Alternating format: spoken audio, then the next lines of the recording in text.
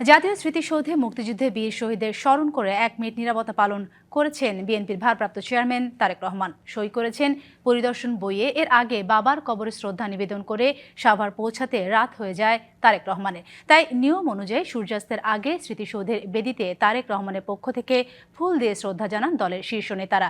এদিকে সাভারে তার আগমনকে কেন্দ্র করে নেওয়া হয় সর্বোচ্চ নিরাপত্তা ব্যবস্থা। দীর্ঘ ১৭ বছরেরও বেশি সময় পর বিএনপির ভারপ্রাপ্ত চেয়ারম্যান তারেক রহমান তার স্বদেশ প্রত্যাবর্তনের দ্বিতীয় দিনে তার বাবা শহীদ প্রেসিডেন্ট জিয়াউর রহমানের কবরে শ্রদ্ধা জানানোর পর যান সাভারের জাতীয় স্মৃতিসৌধে।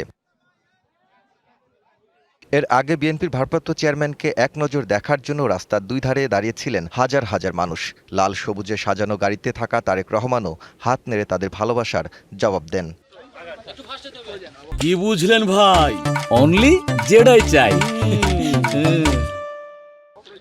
স্মৃতিসৌধে পৌঁছে মুক্তিযুদ্ধের বীর শহীদদের স্মরণে দোয়া ও মোনাজাত করেন বিএনপির ভারপ্রাপ্ত চেয়ারম্যান। এ সময় তারেক রহমানের সাথে উপস্থিত ছিলেন বিএনপির স্থায়ী কমিটির নেতারা। তারেক রহমানের আগমনকে কেন্দ্র করে জাতীয় স্মৃতিসৌধ এলাকায় নিরাপত্তা ব্যবস্থা জোরদার করা হয় এবং আশেপাশের এলাকায় জনসাধারণের চলাচল সীমিত করা হয়। সূর্যাস্তের আগে পৌঁছাতে না পারায় নিয়ম অনুযায়ী বিএনপির ভারপ্রাপ্ত চেয়ারম্যানের পক্ষেই স্মৃতিসৌধের বেদিতে ফুল দিয়ে শ্রদ্ধা জানান দলের স্থায়ী কমিটির শীর্ষ নেতারা। Daud Khan, DBC news, Dhaka.